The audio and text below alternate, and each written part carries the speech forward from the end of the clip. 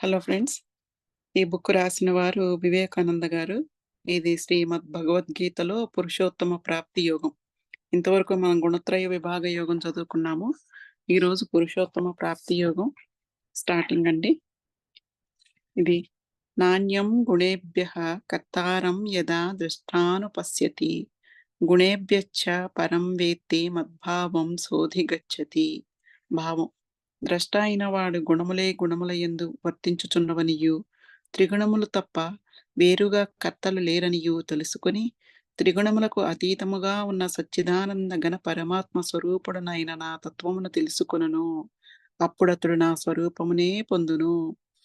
14వ అధ్యాయం 19వ శ్లోకంలో సచ్చిదానంద ఘన పరమాత్మ స్వరూపతత్వాన్ని తెలుసుకోమని బీజప్రాయంగా హితోపదేశం గావించిన శ్రీకృష్ణుడు ఈ ప్రకరణంలో పతాక స్థాయిలో ఆ అంశం యొక్క సమగ్రమైన అవగాహనలని ఉపదేశించనారంభించారు.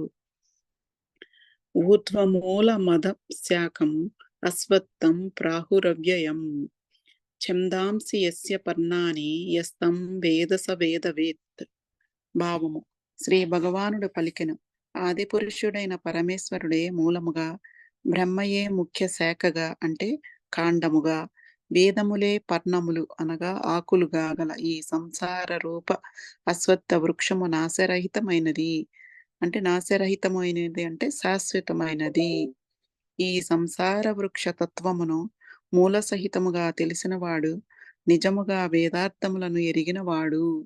వివేకామృతం: ఆధ్యాత్మిక జ్ఞానం మానవాతీతమైనదే, ఇంద్రియాతీతమైనదే, అపౌరుషేయమైనదే. అది ఒక పట్టాన మానవ మస్తిష్కానికి అంతు చిక్కదు. తత్వ జ్ఞానామృతాన్ని ఉపదేశించే గురువు ఆ జ్ఞానాన్ని సాధకుడికి అర్థమయ్యే రీతిలో ఉపదేశించాలంటే మానవాతీతమైన జ్ఞానాన్ని మానవుడికి అందుబాటులోకి తేవాలంటే దృష్టాంతాలని ఉదహరించక తప్పదు. అదండి. అందుకే మరి సనాతన సాంప్రదాయంలో గురు పొంగవులు తమ శిష్యాంకురాలకు తరచూ చక్కటి దృష్టాంతాలను సందర్భోచితంగా ఉటంకిస్తూనే ఉండేవారు. సరిగ్గా అదే రీతిలో గీతాకర్త అయిన శ్రీకృష్ణుడు వేదవ్యాసుడే అయిన గురువు మహిమాన్వితమైన జ్ఞానాన్ని ఉపదేశించే క్రమంలో మహావటవృక్షాన్ని ఉదహరించారు. ఈ విశాలమైన మహావిశ్వాన్ని గీతాకర్త ఒక అద్భుతమైన వటవృక్షంతో పోల్చారు. ఏ రీతిగా అయితే వటవృక్షం మహాపరిమాణంగా ఒక దృశ్య కావ్యంగా గోచరమవుతున్నా అంతటి మహావటవృక్షం యొక్క మూలం ఆ వృక్షంలో అగోచరంగానే ఉన్నది కదా. ఆ అగోచరమైన మూలం బీజమే కదా. కానీ ఆ వృక్షంలో బీజం కానరావడం లేదు కదా. సరిగ్గా అదే రీతిలో ఈ విశ్వం గోచరంగా ఉన్నా అగోచరంగా ఉన్నా ఈ విశ్వం యొక్క మూలం ఎప్పుడూ పరమేశ్వరుడే. పరమేశ్వరుడే పరోక్షంగాను అపరోక్షంగాను విశ్వానికి మూలమై విరాజిల్లుతున్నారు అని గీతాకర్త చెప్పకనే చెప్పారు. క్షేత్రజ్ఞ విభాగ యోగంలోని 22వ శ్లోకంలో ఈ దేహం నందున్న ఆత్మ వాస్తవముగా పరమాత్మయే అని ఉద్ఘాటించి ఆ పరమేశ్వరుడు బహువచనమే వర్తించని ఆ భగవంతుడు స్వయంగా మనమేనన్న అద్భుతమైన సత్యాన్ని ఉపదేశించారు. మన సహజత్వమే అయి ఉన్న పరమేశ్వరుడుగా పిలువబడుతున్న మన స్వయం యొక్క ప్రథమమైన సుశోభితమైన శంకరాభరణమే ఆది పురుషుడు. పురుషుడు అంటే దేహానికి సంబంధించిన లింగ వ్యవస్థకి ప్రతీకాత్మకంగా నిలిచిన స్త్రీ.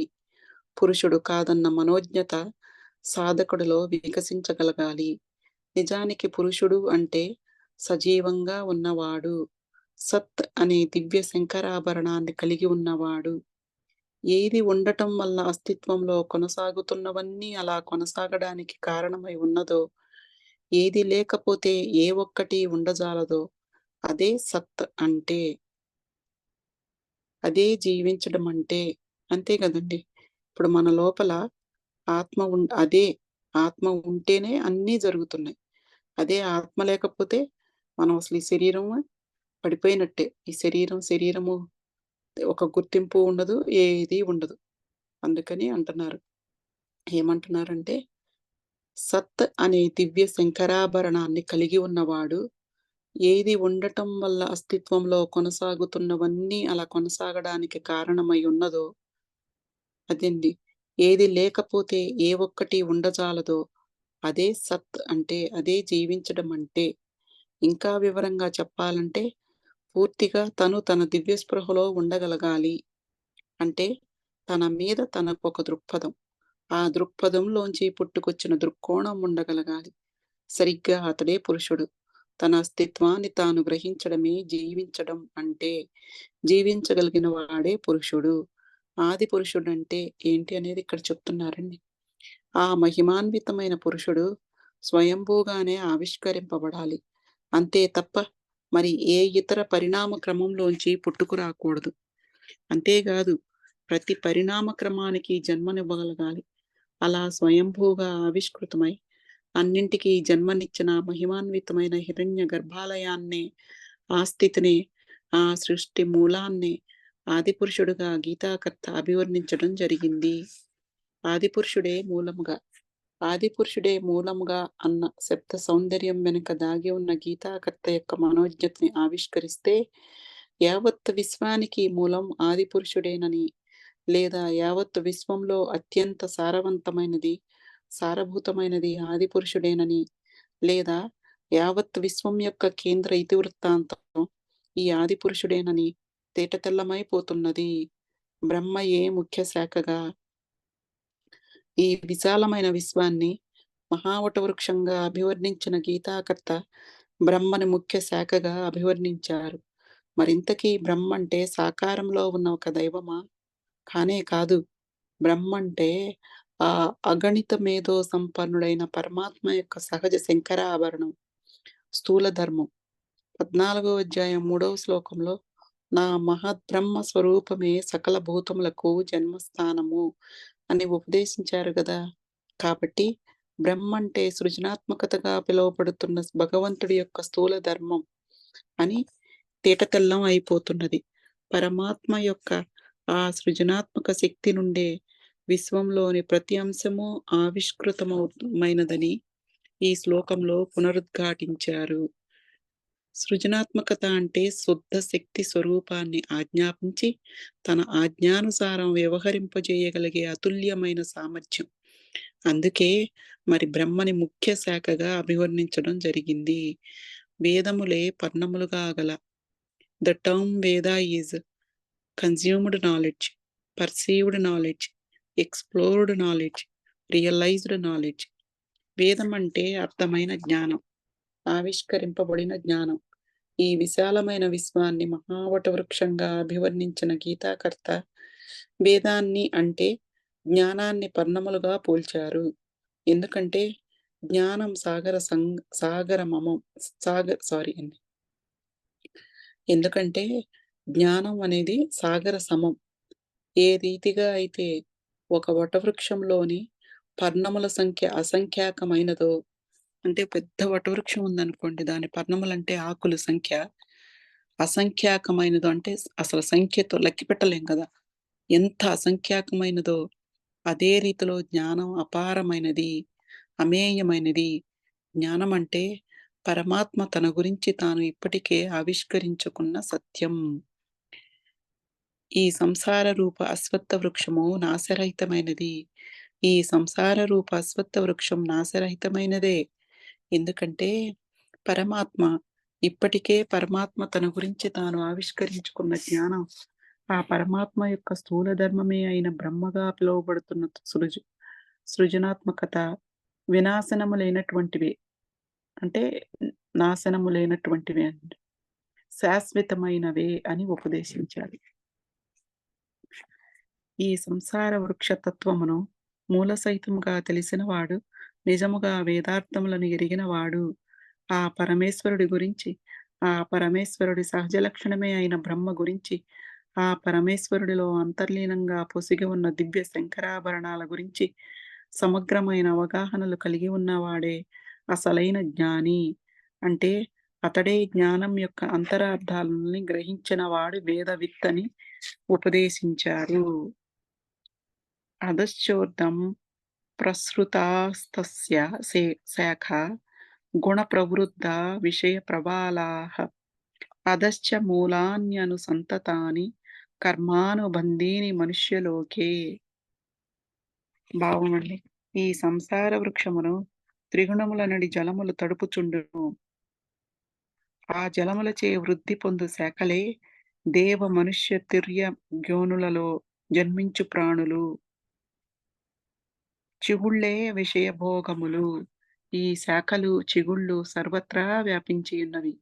మనుజులను కర్మానుసారముగా బంధించు అహంకార, మమకార వాసనలనడి వేళ్ళు, ఊడలు అన్ని లోకములలోనూ కింద పైన వ్యాపించి ఉన్నవి.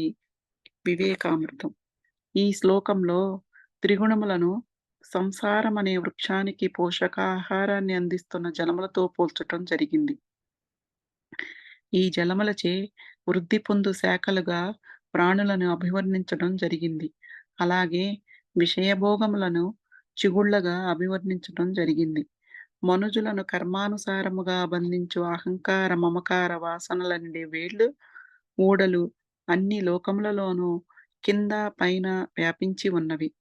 మనుజులను కర్మానుసారముగా బంధించు అన్న పదప్రయోగం చూసి మానవుడి నిజ జీవితంలో చేసే కర్మలు అని, ఆ కర్మలే పాపపుణ్యాలని, ఆ పాపపుణ్యాలే మానవుడిని జన్మమరణ చక్రాలలో బంధిస్తున్నవేమో అన్న అపార్థం పుట్టుకొచ్చే ప్రమాదం ఉన్నది కాబట్టి, ఆ అపార్థాన్ని తొలగించి అంతరార్థాన్ని ఉపదేశించే ప్రయత్నం చేస్తున్నాను అని చెప్తున్నారండి ఆయన.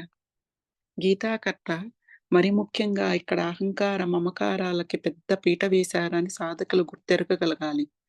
అహంకారం అంటే నేను, మమకారం అంటే నాది.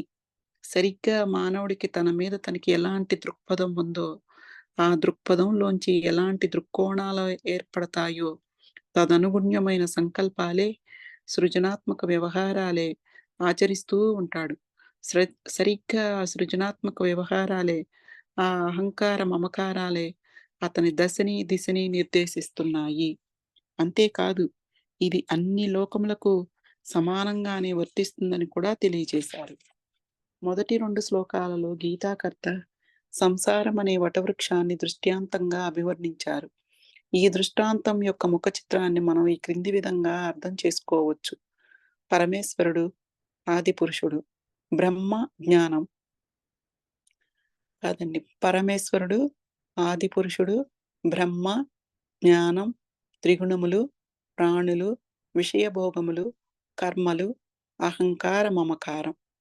ఏ మానవుడైతే అహంకార, మమకారాల సంస్కరణ యజ్ఞాన్ని గావించి అహం బ్రహ్మాస్మి అన్న సత్యానుష్ఠాన్ని చేసుకొని తత్వమసి అన్న దృక్కోణాన్ని సముపార్జించుకుని తదనుగుణ్యమైన సృజనాత్మక కర్తలకి జన్మనిస్తారో అతడు త్రిగుణాతీతుడై తిరిగి బ్రహ్మగా, ఆదిపురుషుడుగా, పరమేశ్వరుడుగా తన నిజతత్వాన్ని పునఃప్రాప్తించుకుంటాడు. అంటే ఈ విధంగా మనం అర్థం చేసుకోవచ్చు. చూసారు ఇది ఇంకొకసారి చదువుదామండి. ఏ మానవుడైతే అహంకార, మమకారాల సంస్కరణ యజ్ఞాన్ని గావించి, ఆ సంస్కరణల నుండి అహంకారము లేకుండా మమకారము 2 యొక్క సంస్కరణల యజ్ఞాన్ని గావించి చేసుకొని, అంటే అక్కడ 2 ఉండకూడదు. నేను అనేది ఉండకూడదు. మమకారం నాది అనేది కూడా ఉండకూడదు. ఆ యజ్ఞం చేయమంటున్నారు.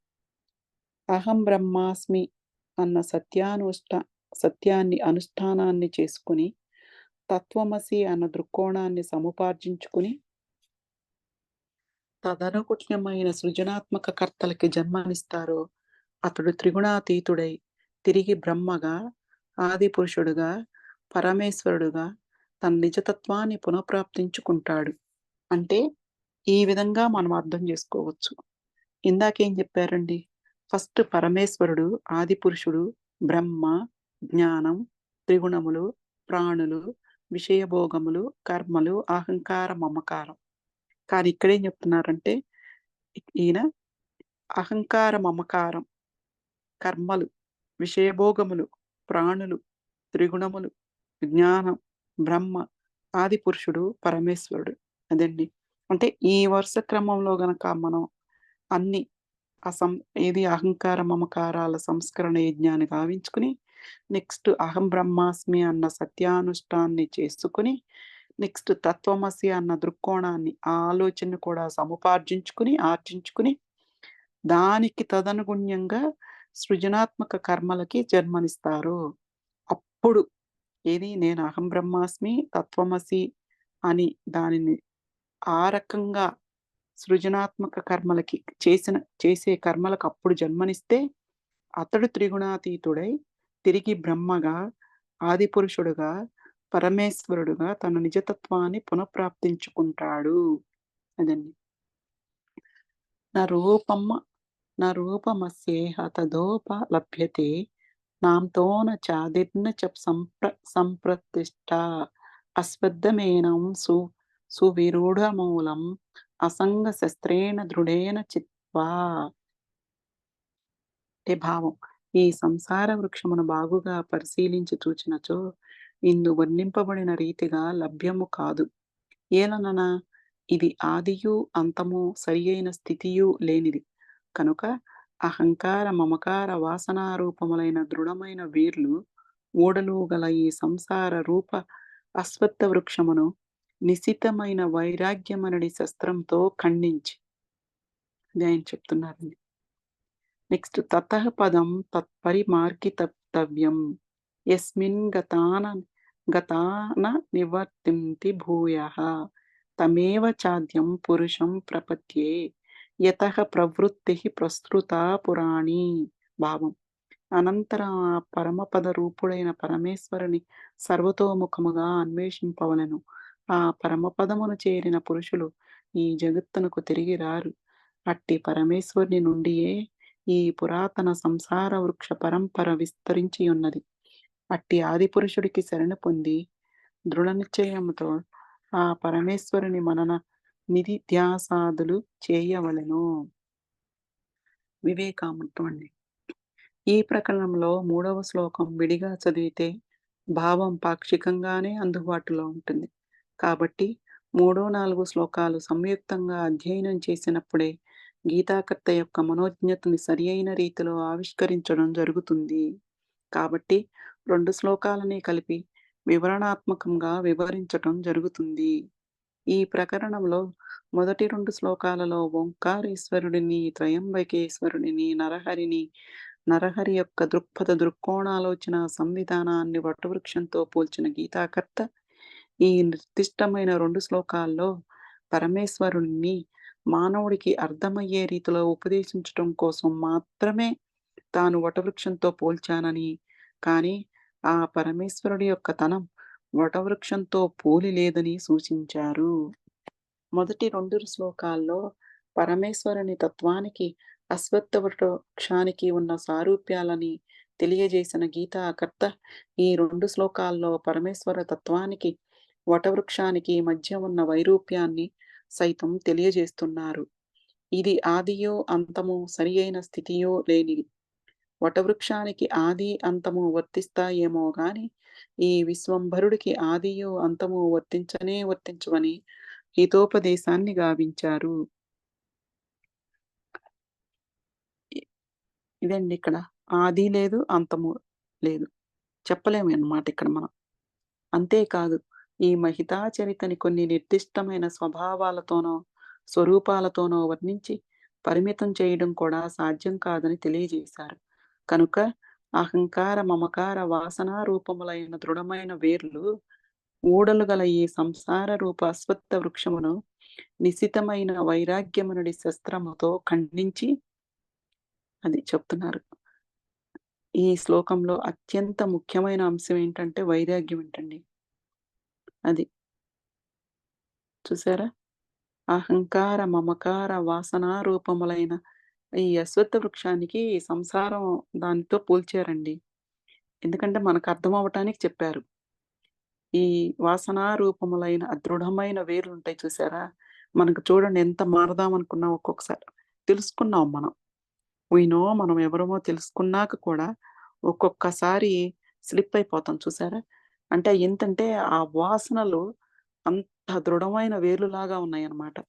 ఊడలు గల ఈ సంసార రూప అశ్వత్థ వృక్షమును నిశితమైన వైరాగ్యమనడి శస్త్రంతో ఖండించాలంటండి.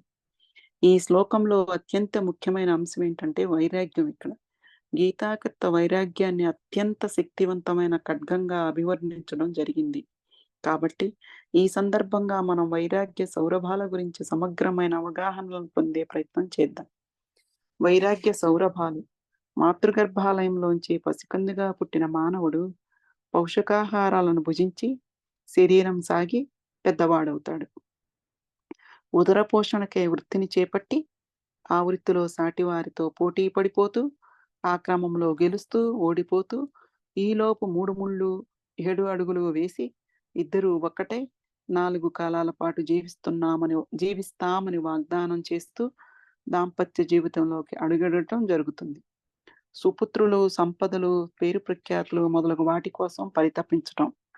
అవన్నీ పొందితే తనకు తిరుగులేదని, ఒక భద్రతని పొందవచ్చని అపోహపడుతూ, అవన్నీ పొంది తద్వారా ఆ భద్రతని సంప్రాప్తించుకోవడానికి నిరంతరం ప్రయత్నిస్తూ, పరితపిస్తూ ఉంటాడు.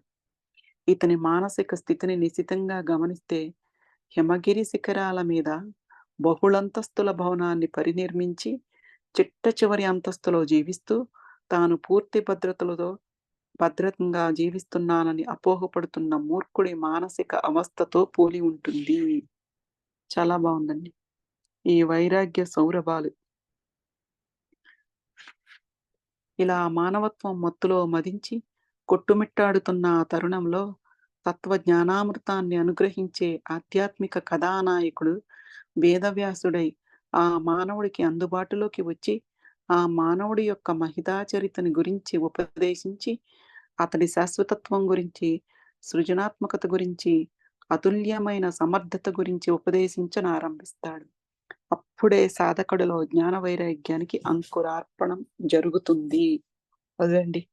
ఎప్పుడైతే తత్వజ్ఞానామృతాన్ని అనుగ్రహించే ఆధ్యాత్మిక గురువు గనక కథానాయకుడే వేదవ్యాసుడై అంటే అప్పుడు గదా! ఆయన గదా వేదవ్యాసుడు చెప్పింది.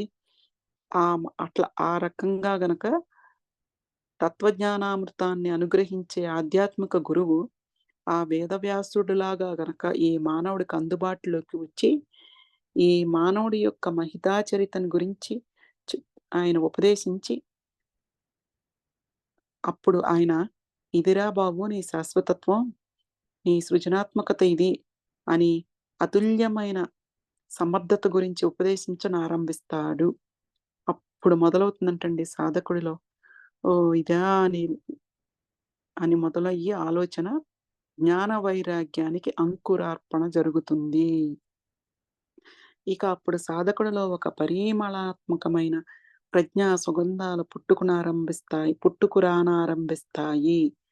ఇన్నాళ్ళు నా జన్మంతా కష్టపడి నేను సాధించటానికి ప్రయత్నిస్తున్నది ఈ భౌతికమైన, అశాశ్వతమైన సంపదల కోసమే కదా!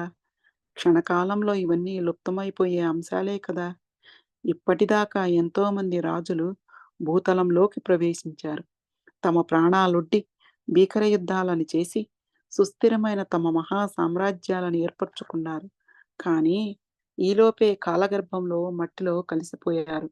ఇది కాదు నేను సాధించాల్సింది.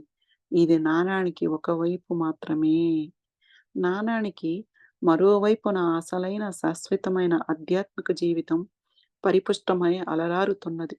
నా ఆధ్యాత్మిక జీవితం ఎంతో వైభవోపేతమైనది. ఎంతో శాశ్వతమైనది. ఎంతో అపరిమితమైనది. నా ఆధ్యాత్మిక వైభవాన్ని పునఃప్రాప్తించుకోవటమే అసలైన ఘన విజయం.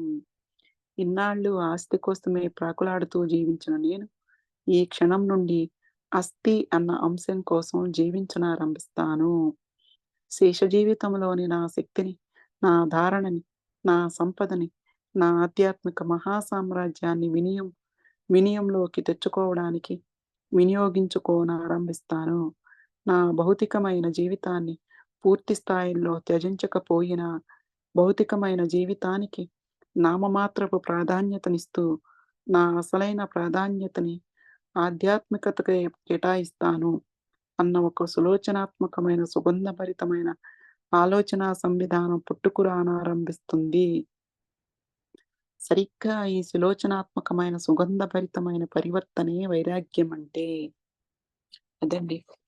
వైరాగ్యం వస్తేనే ఇక మనకి ముక్తన్నట్టు చెప్తున్నారు. అంతే గదా! ఇంకా వైరాగ్యం రాకపోతే ఈ భౌతికంగానే పడి కొట్టుకుంటాం. చూడండి. ఇక్కడ ఒకసారి మనకెప్పుడైతే ఈ వైరాగ్యం కిరణం వచ్చిందో, అప్పుడు మనకి మొదలవుతుందంట ఇక. ఆలోచిస్తాం. ఇన్ని రోజులు, ఇంతకాలము, ఈ ఇన్నాళ్ళు ఈ ఆస్తి కోసమే పాకులాడుతూ జీవించిన నేను, ఈ క్షణం నుంచి అస్థి అన్న అంశం కోసం జీవించనారంభిస్తాను. ఒక్కసారి ఆ వైరాగ్యం మొదలైనాక, ఇక చాలు ఆ జీవితం నేను నాణానికి ఒకవైపు, ఇంకో వైపు ఉంది కదా నేను సాధించాల్సింది. అసలు నేను మట్టిలో కలిసిపోయే లోపల, నేను సాధించాల్సింది నాణానికి మరోవైపు ఉంది అని తెలుసుకున్నప్పుడు, అప్పుడు తన శక్తిని, తన ధారణని, తన సంపదని, ఈ ఆధ్యాత్మిక మహాసామ్రాజ్యాన్ని వినియంలోకి తెచ్చుకోవడానికి వినియోగించనారంభిస్తాను అని అనుకుంటాడంటండి. ఈ వైరాగ్య భావనతోనే అహంకార, మమకారాల సంస్కరణ యజ్ఞాన్ని గావించుకొని, పరమాత్మగా పిలువబడుతున్న తన నిజతత్వాన్ని పునఃప్రాప్తించుకునే తీరతానన్న కృతనిశ్చయంతో ఆధ్యాత్మిక ప్రగతి పదంలోకి పురోగతి దిశగా అడుగులు వేయగలగాలి. సాధకుడు తన ప్రయత్నాన్ని ఆరంభించిన చంచలమైన తన పాత్ర సమర్థత మీద ఆధారపడకుండా, అచంచలమైన, అసమానమైన, అగణిత మేధో సంపన్నుడైన తన నిజతత్వమే అయిన పరమాత్మ మీదే ఫలితం కోసం ఆధారపడాలి. ప్రయత్నం నాది, పనితనం నీది అన్న చందంగానే వ్యవహరించాలి. అదండి. ఎంత బావుందో. గురుముఖతాః తన సహజత్వమే అయిన పరమాత్మ సహజ శంకరాభరణాలన్నింటినీ జ్ఞానంగా మలుచుకొని, ఆ జ్ఞానాన్ని శ్రవణం చేసి, మననం చేసి, తన ధారణనంతా ఆ నిధి మీదే కేంద్రీకరించి ఉంచగలగాలి. అలా సాధకుడు తన సహజత్వమే అయి ఉన్న తన పరమాత్మ తత్వాన్ని పునఃప్రాప్తించుకోవడంలో సఫలమై, పరమాత్మగానే రూపాంతరం చెందుతాడు. ఆ స్థితిలో ఆ మహానీయుడు తన అంతరంగంలోని విశ్వాన్నంతా దర్శించగలుగుతాడు. అలాంటి మహనీయుడికి తిరిగి ఈ భూతలానికి రావాలన్న అభీష్టం కలిగితే, పునర్జన్మని తీసుకోకుండానే, తల్లి గర్భాలయాన్ని ఆశ్రయించకుండానే భూతల స్వర్గంలోకి ప్రవేశించవచ్చు అని చెప్తున్నారండి. నిర్మాణ మోహజిత సంగదోష ఆధ్యాత్మ నిత్యా వినివృత్త కామాః ద్వంద్వైర్వియ ముక్తాః సుఖదుఃఖ సంజ్ఞైః గచ్చంత్యమూఢాః పదమవ్యయం తత్. దురభిమానమును, మోహమును త్యజించిన వారును, ఆసక్తి అను దోషమును జయించిన వారును, ప్రాపంచిక వాంఛల నుండి పూర్తిగా మరలిన వారును, పరమాత్మ స్వరూపమునందు నిత్యస్థితులైన వారును, సుఖదుఃఖాది ద్వంద్వముల నుండి విముక్తులైన వారును అగు జ్ఞానులు శాశ్వతమైన ఆ పరమపదమును పొందుదురు. ఇదండి ఇక్కడ ఏం చెప్తున్నారంటే దురభిమానము. మనకి ఒక అభిమానం వేరు, దురభిమానం అండి వేరు. మోహమును త్యజించిన వారును, అదే మనకి మోహమును వదిలేయాలండి బేసిక్‌గా. దేని మీద మోహం ఉండకూడదు.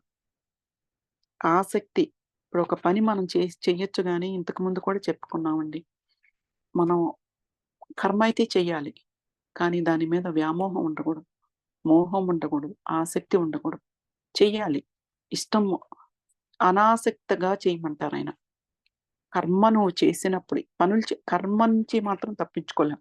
ఎప్పుడు తప్పించుకుంటామంటే, ఆ కర్మ యందు ఆసక్తి లేకుండా చేసినప్పుడు చూడండి ఇప్పుడు మనకు కూడా నువ్వేదైనా ఒక పని చెయ్యి. ఫలితాన్ని మాత్రం ఆశించకు అంటారు. అట్లాగే నువ్వు కర్మ చెయ్యి. కానీ ఫలితం ఒక్కటే కాదు. అనాసక్తంగా చేయమంటున్నారు. అంటే ఆసక్తి లేకుండా మామూలుగానే చెయ్యమంటున్నారాయన.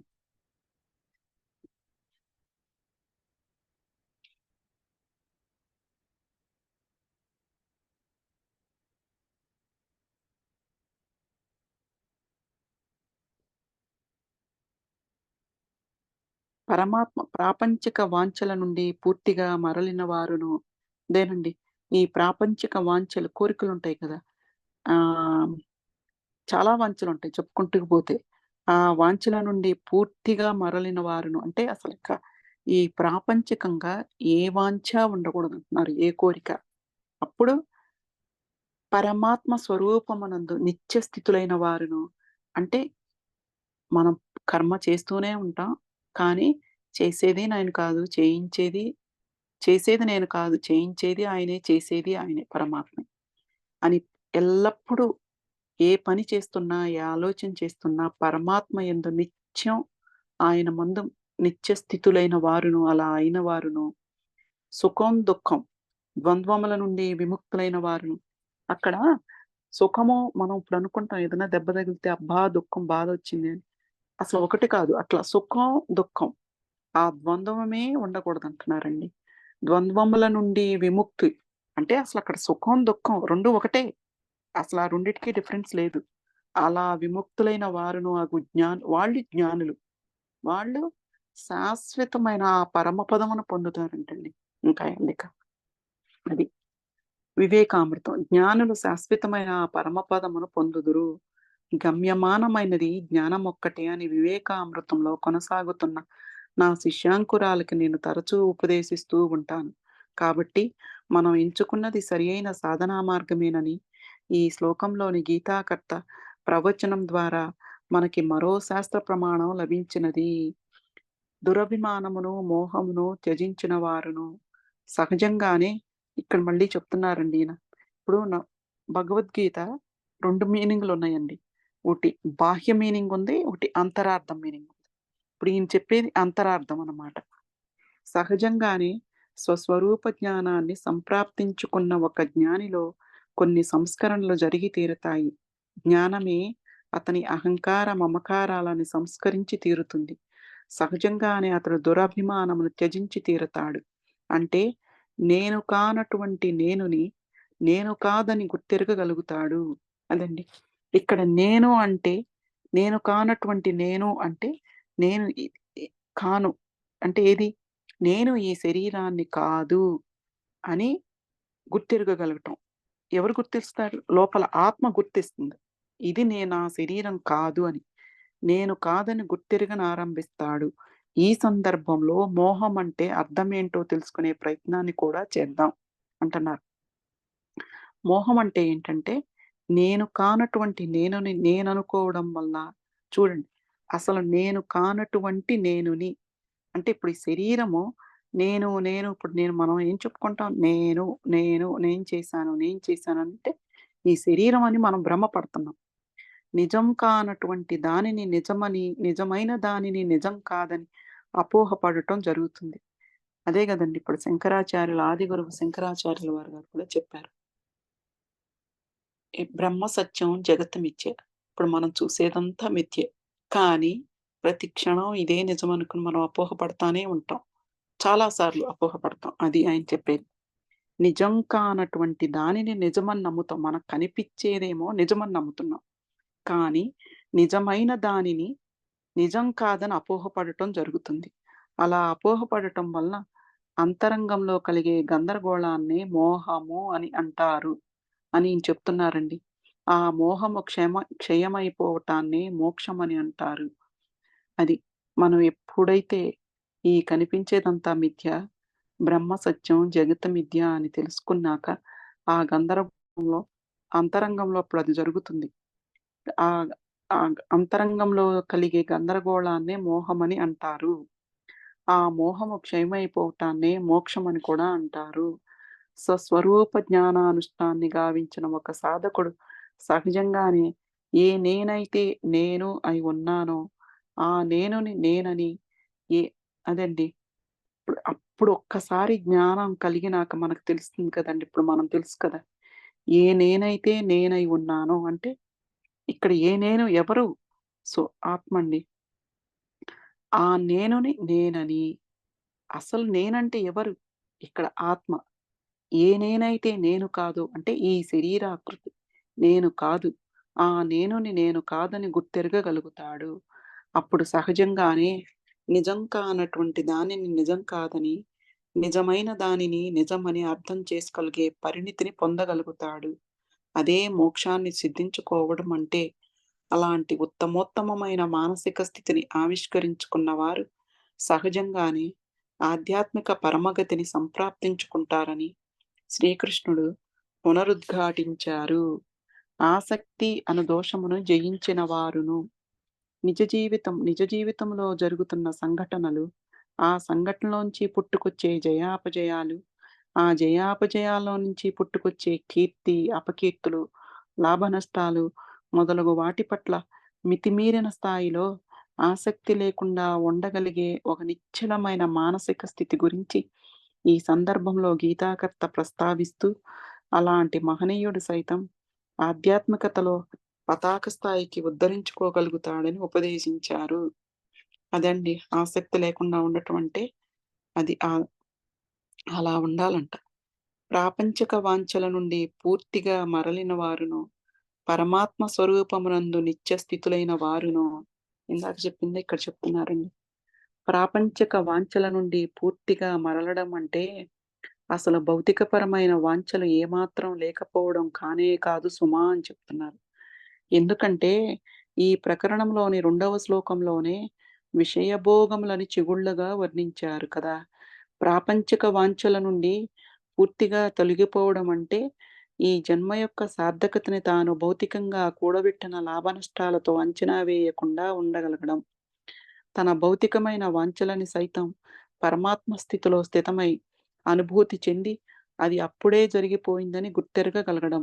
లేదా ఆ అంశాలకి ఇవ్వాల్సిన ప్రాధాన్యతని మాత్రమే ఇస్తూ వాటికి మితిమీరిన ప్రాధాన్యతలను ఇవ్వకుండా ఉండటం.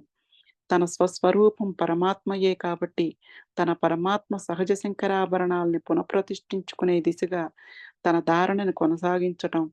ఇలాంటి భాగవతోత్తములు పరమగతిని పొందుతారు. అదండి. అంటే మనకి కోరికలు ఉండొచ్చు. ఎట్లా అంటే ఒక్కసారి మనం పరమాత్మమే, మనం కూడా పరమాత్మ స్వరూపమే అని తెలుసుకున్నప్పుడు అది ఏంటో అంటారు చూడండి, తామరాకు మీద నీటి బొట్టులాగా. అంటే ఇది నేను ఈ పేరు ఎక్స్-వై-జి. ఓకే. నేను అని ఉండి కోరికలను అనుభవించి ఆసక్తితో కోరికలను అనుభవించటం వేరు.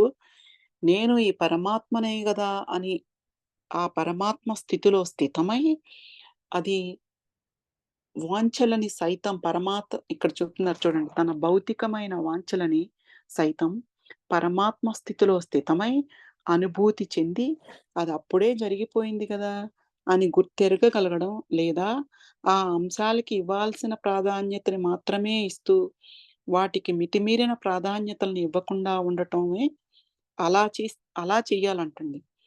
టూ మచ్ ఇంపార్టెన్స్ ఇవ్వకుండా జస్ట్ ఈ అంశాలు జరిగిపోయినియి. అది బేసిక్‌గా ఏంటంటే, మనం అనాసక్తంగా చెయ్యాలి. అది. ఈ శంకరాభరణాలన్నీ తన పరమాత్మ యొక్క సహజ శంకరాభరణాలని పునఃప్ర పునఃప్రతిష్ఠించుకునే దిశగా తన ధారణను కొనసాగించాలి. అది. మనం ఏ పని చేసినా పరమాత్మ యొక్క శంకరాభరణాలని నేను పునఃప్రతిష్ఠించుకుంటున్నాను అనే దిశగానే అలా ఆలోచన చేసి, ఆ ఆలోచన దృక్కోణం ఆ దిశగా మన ధారణని కొనసాగించాలంట. అప్పుడు వాళ్ళనేమంటున్నారు అట్లా చేసే వాళ్ళని భాగవతోత్తములు పరమగతిని పొందుతారంట. సుఖదుఃఖాది ద్వంద్వముల నుండి విముక్తులైన వారును అంటే ఏంటో చెప్తున్నారిక్కడ. ద్వంద్వాతీతం అనే ఒక అమృతతుల్యమైన భావుకత గురించి గీతాకర్త ఈ సందర్భంగా ప్రస్తావించారు. సమత్వ బుద్ధి రూపయోగి దృక్కోణంలో ద్వంద్వాలు లేశమాత్రం కూడా ఉండవు. మంచి చెడు, గెలుపు ఓటమి, పాపం పుణ్యం, సుఖం దుఃఖం, స్వర్గం నరకం లాంటి ధోరణులు పూర్తి స్థాయిలో లుప్తమైపోయిన స్థితి ఇది. అదండి. అసలుకి ద్వంద్వం అనేది ఉండదండి ఇక. అంతా సమమే. అంటే అక్కడ మంచి చెడు 2 లెవ్వండి.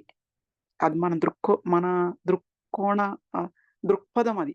మన ఆలోచనను బట్టి మనం ఒక చెడు, ఒక మంచి, లేతే ఇది గెలిచాను, ఇది ఓటమి. ఇప్పుడు మనం ఒక పని మొదలుపెట్టామనుకోండి. ఆ పని జరగలేదనుకోండి. లేదు ఒక ఒక ఆట ఆడుతున్నాం. అక్కడ గెలుపు, ఓటమి ఉండదు. ఆ ద్వంద్వమే మానేసేయాలంటున్నారీయన. ఏ పని చేసినా అక్కడ పాపం, పుణ్యం అనేది ఉండదు. సుఖం, దుఃఖం, స్వర్గం, నరకం లాంటి ధోరణులు పూర్తి స్థాయిలో లుప్తమైపోయిన స్థితి ఉండాలంటండి. అది. అంటే ఇక ఉండవికక్కడ. పుణ్యము ఉండదు, పాపము ఉండదు. అంటే ద్వంద్వ వైఖరి మానేసేయాలక్కడ. ఇది తల్లి గర్భంలోంచి పుట్టి, కళ్ళు తెరిచింది మొదలు, జన్మలో, జీవితంలో జరిగిన సంఘటనలన్నీ మిథ్యే, మాయే, భ్రమే, స్వప్నమే అది. ఛాయే అని పసిగట్టగలిగిన మహనీయుడి దృక్కోణంలో ద్వంద్వాలు ఎందుకుంటాయి? చూసారా? ఒక్కసారి మన జీవితంలో నుంచి చూడండి, తల్లి గర్భంలోంచి పుట్టి, కళ్ళు తెరిచింది మొదలు, జన్మలో, జీవితంలో ఇప్పుడు ఈ జరిగేయన్నీ కూడా మిథ్యే. అంతా మాయేనండి. అంతా భ్రమే. ఇప్పుడు మనం చూసేది, చదివేది, వినేది అంతా భ్రమే. స్వప్నమే, ఛాయే అని పసిగట్టగలిగిన మహనీయుడి దృక్కోణంలో ద్వంద్వాలు ఎందుకుంటాయి? నీడలో ఉన్న ఒకే ఒక్క నిజం, అది నిజం కాకపోవడం. నీడని ఇంకే రీతిగా వర్ణించినా అతడు మోహంలో కూరుకుపోయినట్లే అని చెప్తున్నారీయన. ఆచార్యుల వారు. ఐ మీన్ వివేకానంద గారు. ఈ శ్లోకంలో గీతాకర్త సూచించిన శంకరాభరణాలన్నీ ఏ కఠోరమైన సాధనల ద్వారా సాధ్యం కాదని సాధకులు గుర్తెరగగలగాలి. సాగర సమమైన జ్ఞానంతోనే ఇది సాధ్యం. అందుకే మరొక్కసారి కర్ణామృతమైన జ్ఞానంతోనే నిర్మలాంతఃకరణం సుసాధ్యమనే సుస్మరణని గావిద్దాం. ఇక్కడికి ఆపుదామండి ఇది. నెక్స్ట్ రేపు చదువుకుందాం. ఎవరైనా ఏమైనా యాడ్ చేస్తారా అండి?